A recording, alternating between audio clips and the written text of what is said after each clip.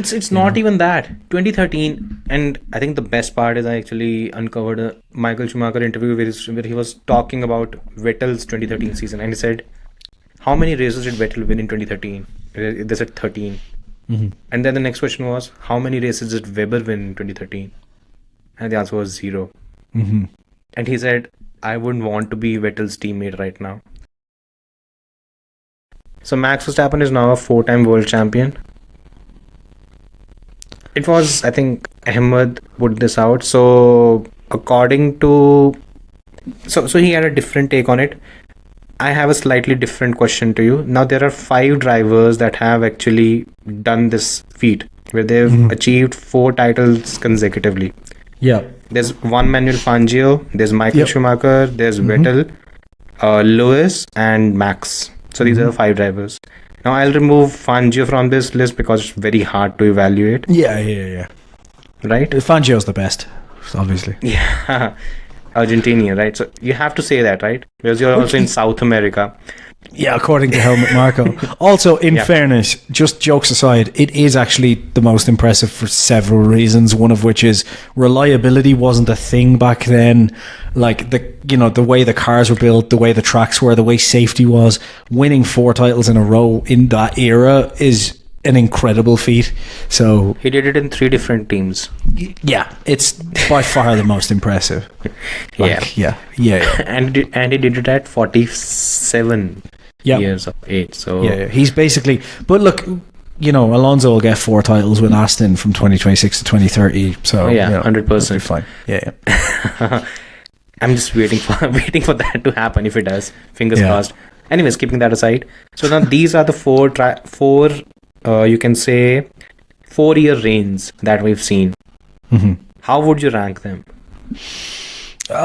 My bias is going to come in because I'm a massive Vettel fan, so it's hard. Like, it should. Someone put up yesterday, I think, that this is far more impressive because Vettel basically had no competition. And I'm like, were you watching in 2010 or 2012? Like, did you watch either of those seasons? I wrote this thing, right? I mean, I wrote this thing that most of the... I think it was some moron. Again, he's probably 19 and was 10 years of age when this... I mean, it's still happened, 19. Like, he might even be... I mean, he might not have hit puberty. You don't know these days. I mean... It's probably not from Australia because they wait for people to actually turn 18 before they let them on social media. So it's just that just to make it a bit more specific for the viewers, the 4 years in question are for Michael Schumacher. It is 2000 to 2003. 2003. Yeah, sorry. Yeah. For Lewis, it is 2017 till 2020. For Vettel, it is 2010 to 2013, and for Max, it is 2021 till 2024. So how would you rank them? I'm still putting Vettel at the top of this. That is partly bias, and the other reason is just 2010, for example, never led the championship until he won it, essentially, which is impressive. So don't tell me it wasn't a challenge, you moron on Twitter. And 2012 was probably my favorite season of actually watching F1 live. It was just like 2021 was stressful and interesting and dramatic. I rate this season closer to 2020 or 2012 just because it was such a weird season of challenge, but 2012 just an incredible season, and Vettel had to work for that in 2012. Like, Alonso really pressured him. Probably more impressive on Alonso's side than Vettel's, if I'm honest, just because of the car that Alonso had. But yeah, the thing for the question then is, like, Lewis I probably put at the bottom of it, if I'm honest, and that's going to piss people off because 2017, 2018 he did have a challenge from Ferrari, but Ferrari comfortably fell apart like Ferrari have done so often. And like 2019, 2020, he basically had a dominant car for the entirety of the season. That's going to piss some people off, but I don't care. And then the question is really like, do I put there Max are actually, by the way, sorry to interrupt. There are actually, again, there are Lewis Hamilton fans with around, I think, 10 to 12,000 followers. Fellow Lewis Hamilton fans, by the way, apparently. According to them, 2018 was a title that was won in a slower car. 2019 was a title where Mercedes was almost as good as Ferrari. It wasn't the fastest car. And 2008 is 100% a season which is pretty much similar to 2024 in their view. So apparently, according to them, Lewis has won all these titles in slower cars, and some very weird theories. And after a point, I like, mate, you can just keep coping. I don't think we should make fun of people with clear mental disabilities. So let's not. Okay. Look, if you believe that stuff, it's like you could talk about 2017, 2018, where the cars were and so on, but there's nothing to say that realistically, even if you wanted to say that Mercedes' car was slower than the Ferrari, which you could argue at points over those two seasons, Ferrari was clearly the shitter team in terms of execution, and they still are today. They're not a good team in terms of execution. So look, I'm not taking away from. I mean, again, case in point today. Yeah. Like I'm not trying to take away from what Lewis did. I'm just talking, if we're talking on like the magnitudes of where they were. So the thing with Max and Schumacher is, ironically, it's kind of, I'm trying to think, it's kind of similar in some ways, isn't it? Because you're talking like a team that was dominant for part of it and not dominant for part of it, right? Because like 2002 was just an absolute out and out, like Schumacher won basically every race. That's like Max's 2023 essentially. Yeah. 2000 and 2001 and 2003, there were actual title fights. Yeah, 2003 is similar. I think 2003 is similar to 2024 in some ways. Yeah. But for 2003, I think Michael made a few mistakes as well. Mm-hmm. He was, but again, let's leave the whole thing aside. Still, there were a few mistakes that he made. 2000 and 2001 is, I think, similar to Verstappen's 2022. Yeah. Where there was some competition, but the competition was not competent enough to actually mount a, what should we call it? A rigorous challenge. I think 2000 is probably the last time Michael actually had a very, very a bit, you can say maybe a tenth slower than prime Mika Hakkinen, but he had in 2000, and that's why he was very emotional when he won the title in Japan. Yeah. But you could see that Mika was not all there, and he had one foot out of the door. I think so. Yeah. I think if we're just like, I'm not talking about overall career, but in terms of just an impressive 4-drive run, I'm going to go Vettel first just because I'm a Vettel fan, and you can argue with me in the comments on that. I'll probably go Max next because the overcoming in 2021 was just insane, like the things that went on. And this year as well, another impressive show from Max.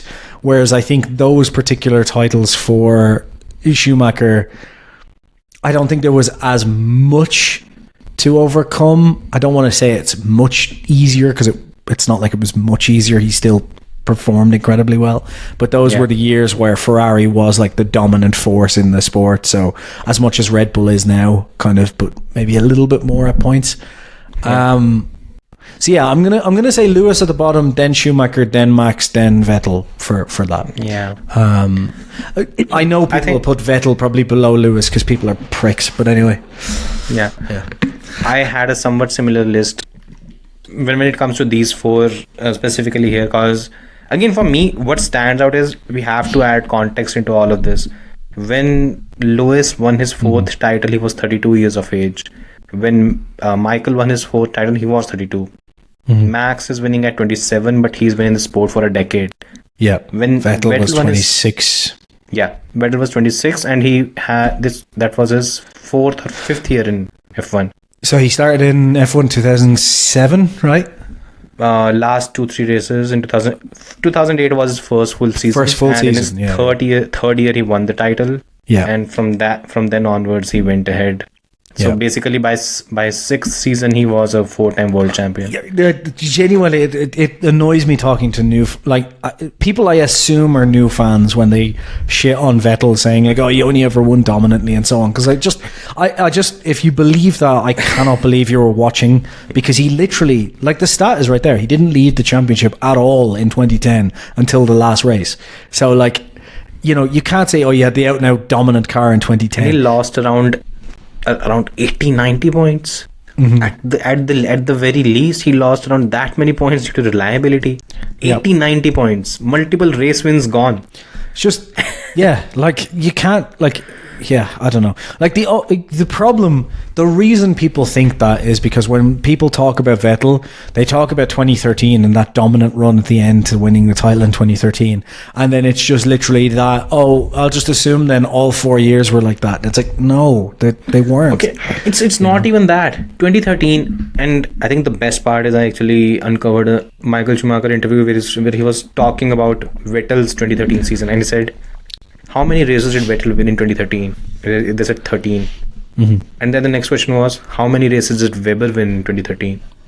And the answer was 0. And he said, I wouldn't want to be Vettel's teammate right now. Yep. And Weber, if Michael Schumacher Weber is is a saying much that- better driver than Perez is doing at the moment. Let's put this in perspective. Weber here. is probably, he's much better than a Bottas, Perez. Who else? Like, Name any other second. going into the last race in 2010. Any what? Sorry. I was just your voice- sorry. It's okay. Going into the last race in 2010, realistically, it was He was leading. there was a bigger chance that Weber was going to win the championship than Vettel. Yeah. So, like, history could have been very, very different. So Weber is not some shit teammate. Like, this is like Weber's not a Bottas or a Perez at the moment. Shut up, Sai. I can already hear you going, Jason, I'm not a Perez fan. I am a Perez fan. I am a Perez fan. Yeah, like Perez wasn't a terrible driver, but judging him on right now, he's nowhere near where Weber was. Yeah. Plus the thing is, Red Bull, that is, the current Red Bull dynamics are not what they were when Vettel was a part of the team. When Vettel was a part of the team, it's not a case where that every single iron or an atom at Red Bull is working for Vettel. That's not the case. It wasn't That's like the that. case Yeah. right now. I mean, the biggest example is in both 2010 and 2012, Weber was leading the championship at some stage. And what Vettel did was he molded his driving style to the kind of car that Newey was actually upgrading. And that's how the late season surges came.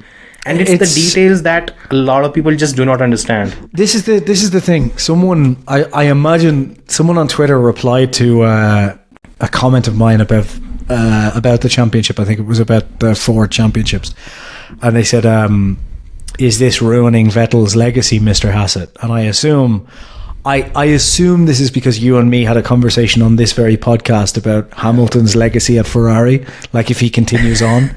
And this is the thing. People are like, oh, well, Hamilton's legacy won't be tarnished by this. And it's like, well, okay, but people genuinely forget how good Vettel was because of Ferrari. Like, if Vettel had have ended in 2014, Vettel would be remembered as one of the best drivers in Formula One history. He would be comfortably ranked higher than Alonso, without a doubt. Yeah, and because of what happened at Ferrari, a lot of people don't rate it that way. And a lot of people would actually consider him. They will put him on the level of they'll put him at a level of a Senna or even a Gilles Villeneuve, whose career ended very early. Hugely highly rated. Yeah. But and that's why when people were like, oh, Hamilton's legacy won't be tarnished. It's like, well, the reason I say that is because I've literally watched it happen to my favorite driver. Like, I saw it happen over the years to the point where he got to Aston Martin and people were questioning whether he'd be able to beat Stroll or not. Like, that was the kind of talk we had. And you're talking about a guy that I remember going, like, when that moment where he bowed down to the car when he won the Ford title, and I remember watching it just like just thinking like, this is just, what have we witnessed? Like, this has been incredible. For me, it was like I had only started watching at the end of Schumacher's dominance, 2004, properly watching. So I didn't really see the kind of, I've seen it now. I've gone back and watched most of it now. But for me at that time, it's like Vettel was just, I thought Vettel would continue dominating. And how quick things change in Formula One is kind of what makes it such a brilliant sport. Like, the people who push for spec series in Formula One, go fuck yourself. Like, that's the best thing about this sport. Is that it's not about just the driver. Like, you have to get a factory, a team of staff, engineers, all working around just to make this one person win a title. That's what makes it beautiful.